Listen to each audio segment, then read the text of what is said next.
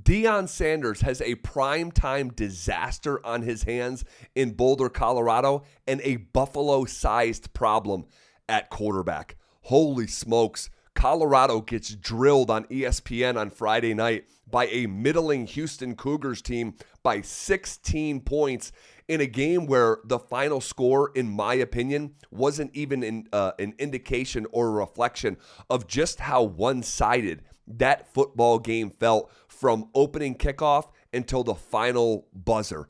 CU is in trouble, and I don't know if there's a resolution to their biggest problems coming anytime soon. The situation at quarterback has turned into the single most chaotic situation in all of college football. That is not an exaggeration, all right? And Ryan Staub is the latest to get his opportunity in game number 3 on Friday night, and he was nowhere close to looking the part. 3 quarterbacks have played in 3 weeks, and if you just look back and review or recap where we are in this early season, it's actually pretty hard to keep up with. Go back to Big 12 Media Day, where Deion Sanders brought true freshman, at the time 17-year-old Julian Lewis, along with graduate senior Caden Salter from Liberty, to Big 12 Media Day. And he said, I'm bringing both of these guys because we don't know who's going to start. That's chapter 1. Chapter 2 is the first game of the year where Caden Salter doesn't look the part at all against Georgia Tech and doesn't maximize his opportunity. That's chapter 2.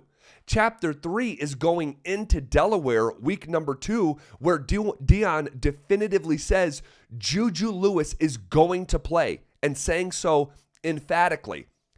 Juju gets his opportunity. He doesn't make the most of it. They put in third stringer Ryan Staub, who actually lights it up, goes 7 for 10, throws for 2 touchdowns. That's chapter 4. Now you go into week 3, Ryan Staub is the starter, and Deion says he's the guy. We're not playing musical chairs. He's not coming out of the football game. Holy jumping. I mean, this thing is hard to keep up with. And then Staub, of course, doesn't look the part on Friday night against Houston. I have no idea what the plan is here moving forward. And Deion, within the last 7 days, said, I'm not short on a plan. I'm not short on vision. I have no idea what that vision could be here moving forward. All right. And part of the problem is for Colorado is that the quarterback drama and controversy has actually taken up so much oxygen to the point where we are less focused on what I thought was arguably the biggest story coming into CU season, which was, would they, for the first time in the Deion Sanders era, be able to run the football at Colorado? This was the single worst rushing football team over a 2-year period in all of college football. Forget the Big 12. In all of college football, the worst running team. And Shedeur Sanders was talented enough and effective enough as a quarterback these last 2 years, especially the 2024 season, to mask those issues. Well, now they're front and center when the quarterback play is no longer an elevator, which was Shedeur Sanders for the past 2 seasons. So you have lackluster quarterback play with no running game. Still,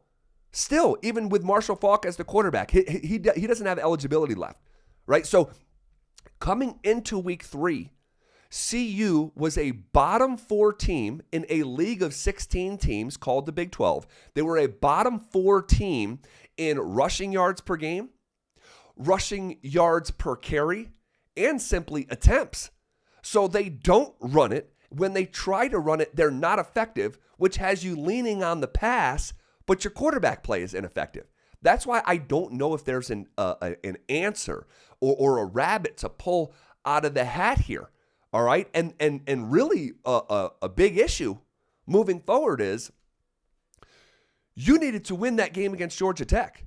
You needed to win that game against Houston. Those are what I would refer to as swing games or matchup games, where the odds makers have it as, 3-4 point spread. Because moving forward, things aren't going to get easier for Colorado outside of the Wyoming game, which is week 4, which CU will be heavily favored. And my expectation is they go win that game based on talent alone. But the difference of 3-1 with a win either against Georgia Tech or against Houston, the difference between 3-1 and 2-2 heading into that BYU game, week 5, feels like a gargantuan Grand Canyon size difference. And the opportunity was blown.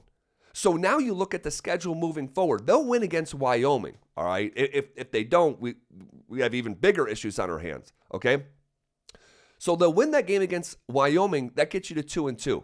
Look at the rest of the schedule for CU and identify games that you believe they'll be favored or underdogs against. And I know these are just the odds makers, but it's a good forecast. Okay, or just preview on the dynamics of the games heading into it, okay? And there's upsets all the time, but just on the surface, based on the information that we have now, you're going to be underdogs against BYU at home, okay? You're going to be a legitimate underdog at TCU, a significantly improved TCU team, all right, with payback on their mind from the 2023 season, okay? They're going to be underdogs in that game. They're going to be legitimate underdogs against Iowa State, who's currently the 14th team in the country, okay? Then you travel to a top 25 Utah team in Salt Lake City that, for the large part, has owned the Buffs, okay, and a really just historically tough place to play. Then you're hosting Arizona. I think the Buffs should be favored in that game, so we'll give them that right now, okay? We'll give them that.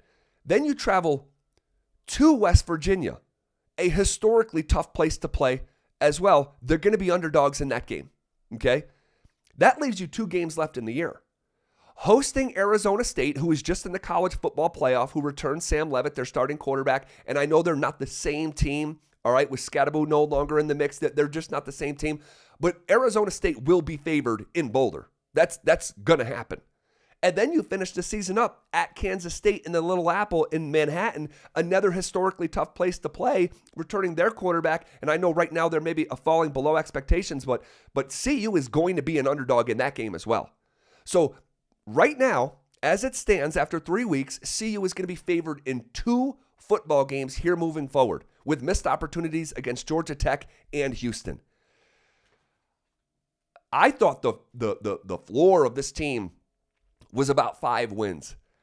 And that was worst case scenario. It could be lower than that. It could be lower than that. If they don't get this quarterback situation figured out first and foremost, and almost it feels like the run game, it doesn't matter what quarterback they pick, okay? Neither of the 3 are good enough to elevate a non-existent run game. So they've got to get both of those things figured out. And we're here in the season. Deion said after the football game, he's at a loss for words. He speaks for the both of us.